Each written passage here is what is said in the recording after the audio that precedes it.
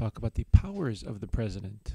Hopefully, you've already watched the roles of the president, which are kind of a political scientist's take on the many hats that the president wears and different roles he fulfills. Now we're going to look at the powers that the president has throughout the Constitution.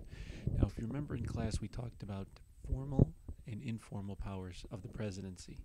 Our formal powers are written in the Constitution, Article 2, and then our informal powers are powers that have kind of evolved over time and precedents set by various presidents throughout history.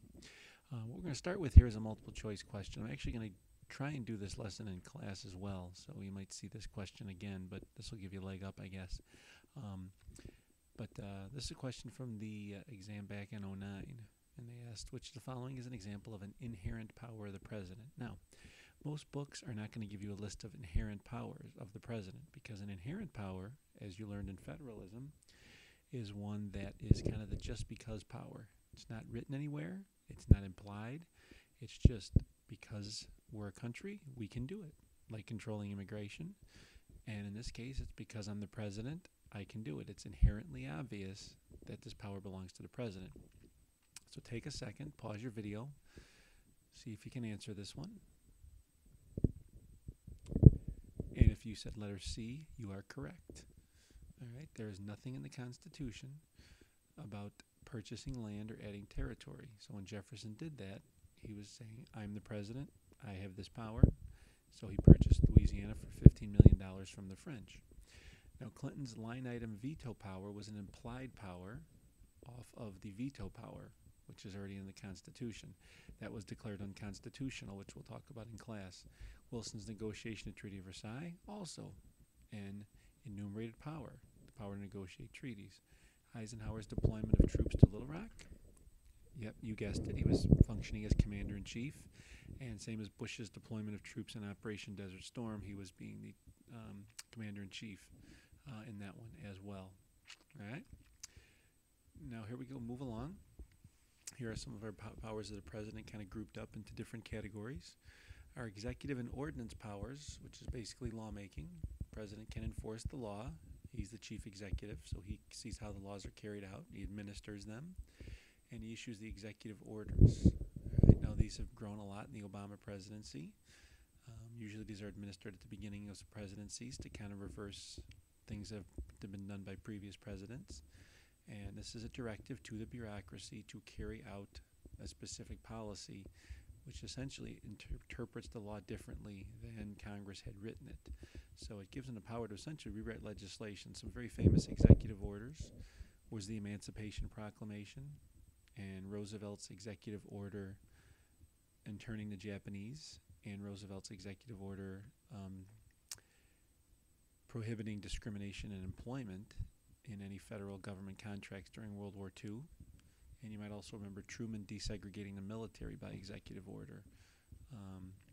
These are all within his power because he's using his role as commander-in-chief or his role as chief executive to enforce the law differently than it had been. These can also be overturned by Congress by something called a legislative veto, which we'll talk about a little bit later. It's tricky because it's unconstitutional, but it's also constitutional. But we don't need to talk about that tonight. All right, his appointment and removal powers. The president can appoint officials. These can be Supreme Court justices, cabinet members, agency heads, ambassadors, etc. And we've already discussed the recess appointments, and that's going to be going to the Supreme Court more than likely, whether or not president can appoint somebody when Congress is in between sessions, taking a break for a holiday. Is that considered a recess, or is a recess only from when one session of Congress ends and the next one begins? And obviously the president can remove officials from office as well, even though Andrew Johnson found out the hard way that a vice president that takes over as president can't do that. You might remember the Tenure of Office Act from AP U.S. history that got Johnson impeached, but that was declared unconstitutional anyways. All right, now let's talk about recess appointments here for a second. When is the president most likely to use a recess appointment? All right, choices are during the lame duck period, during divided government, when his party controls 60 or more seats in the Senate, when the Speaker of the House is from another region of the country. And your correct answer is obviously during divided government, which is when President Obama is experiencing that now, and he cannot get his nominees through the Senate, so he appointed them during the recess, and they assume that position only until the next session of Congress, and then they have to be resubmitted and reconfirmed. So there have been some nominees done that way. All right, finishing this up. This will be another short one. We have military powers. The president uses the armed forces to keep the peace. He is commander-in-chief. He can wage war and appoint the armed forces as he sees fit.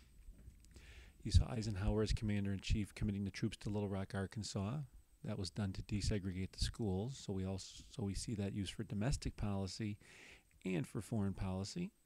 And the president can also call in the state militia into federal service when they are needed. So the National Guard can be federalized by the president. Bush did that during Iraq and Afghanistan because we didn't have enough active troops, so we used some militia as well, or National Guard. And our final set of powers here are the legislative and judicial powers. All right, legislative, he recommends legislation. He can veto bills. Cannot line item veto bills, however, where he could cross out certain spending provisions. That was deemed unconstitutional by the Supreme Court, but he has the power to veto legislation. He calls special sessions of Congress. If Congress is away for a break or a long recess, the president can call them back to Washington and demand that they do the nation's business. And then you'll see the judicial powers here where he grants reprieves, he pardons criminals, commutes sentences or fines, and grants amnesty. All right. Now, an amnesty is a group pardon. So, for example, Jimmy Carter in the 70s gave amnesty to all Vietnam draft evaders. There's also talk of giving amnesty to illegal immigrants. Commuting a sentence would be shortening it. All right. A reprieve is where they give you a lesser sentence. And a pardon is when you are completely let off the hook for a crime you have committed.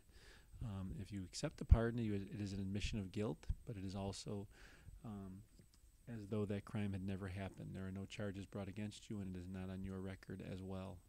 All right. Finally, we're going to wrap up with the informal powers of the president. All right, and this is a list in no particular order. Okay. If a president, for example, wants to meet with a leader of another country, he can issue an executive agreement. Sorry about that. All right, which is similar to a treaty.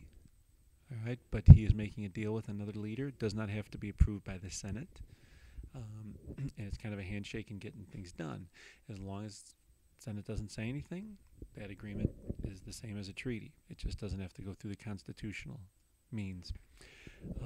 This is probably the most important power of the president. It's the access to the media. All right, because the president is one person and Congress is a whole bunch of people, he can use the media to kind of go over the heads of Congress. We call it going public.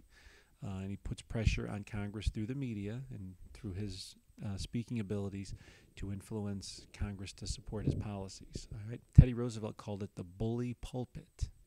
All right, bully pulpit, where the president is kind of speaking and preaching to the country and kind of does some arm twisting and sort of bullies people into accepting his proposals and propositions. So the bully pulpit is when the president uses the media to persuade Congress. Okay? Agenda setting. The president is usually going to set the agenda. You saw that in the State of the Union address tonight, where he's going to dictate what issues are going to be talked about, what we're going to discuss. All right? And Congress kind of has to follow suit. If the president's talking about it, Congress is going to deal with it. He can meet with world leaders. Congress doesn't have that ability. By meeting with world leaders, he can know more information with them. He can discuss, executive agreements, possible trade agreements, things like that. Stuff that Congress can't do. They kind of can only approve or disapprove of his actions. All right, he's a crisis manager. Whenever something happens, like Hurricane Katrina, Hurricane Sandy, something like that, the president deals with the crisis, has all the eyes on him, and when he's successful, voters and citizens usually approve. Okay, international coalition building. All right, George H.W. Bush did this in Iraq, where he builds a coalition of other nations, puts together a plan or strategy, And it's kind of hard for Congress to go against that when the president has 15 countries ready to invade a country, for example. Congress kind of has to approve of his decisions there. All right. Two more. All right. President has access to more knowledge, information, expertise. All right. Since the Cold War, there's been so much military power bestowed upon the president and so much secret information through the CIA and things like that that the president has so much more knowledge that people are more likely to listen to him. He has that information. He has the nuclear box codes from the football, for example. All right. He has experts on his staff that can provide more information to him that Congress does not. All right. So by using that, he's able to pursue more policies and a greater agenda. And he's recognized as the global leader. So again, a popular president that's well liked in the world. Very hard to go against Congress on that one. All right. Finally, question here on presidential pardons. All right, which is one of the more controversial powers, asking when a presidential pardon occurs or when most of them occurs. Take a second, pause your video. And you guessed it, the correct answer is during the lame duck period, because a president is no longer in office. He's voted out. He can still function, still make his pardons, and there's really nothing Congress can do about that. All right, so I'll show you a quick list here for President Bush. Here's a list of all the people he pardoned. You see some of these are pretty goofy here. All right, theft from an interstate shipment, theft from the mail by a postal employee. All right, food stamp fraud. See a couple of those. All right, and these people they have to ask for the pardon. And the president gives them to them. It's completely off their record. Okay, embezzlement by a bank employee, bootlegging. That's one of my favorites from 1959. I'm sure he has some ties to the president. I know this is from Wikipedia, but it's a nice, convenient list to look at. Conspiracy to import marijuana. Now take a look. All right, here's the dates over here. All right, long list still. We're only into 06. More and more. All right, November 2008. President has been voted out. Obama's president-elect. President Bush is still a lame duck. Okay, false statements, misrepresentation of a felony, wrongful use and distribution of marijuana and cocaine, unlawful use of a telephone, and a narcotics felony. All right, and on January 1st, you see a nice little round here as well. Public gets word of this and gets upset. Oh, well, he's voted out. But these pardons are still take effect and still go, are legitimate. So he finished all his up by New Year's Day. All right, President Clinton actually made some on the 19th and even the morning of the 20th before he was removed from office. All right, and we'll show you Obama's list here really quick. Okay, he's just got a few here. December 3rd of 2010. So he didn't do any for the first 2 years of his presidency. All right, and he's really minor sentences. Okay. Illegal gambling business, conspiracy to transport stolen property in interstate commerce. All right. Conspiracy to distribute marijuana. Transfer of a firearm without payment of a transfer tax. Okay. From 1980. So usually, unfortunately, these have kind of a quid pro quo thing also. So you can look that up online, look these up further if you're more interested. All right. Thanks very much, and we'll talk to you in class tomorrow. Thank you.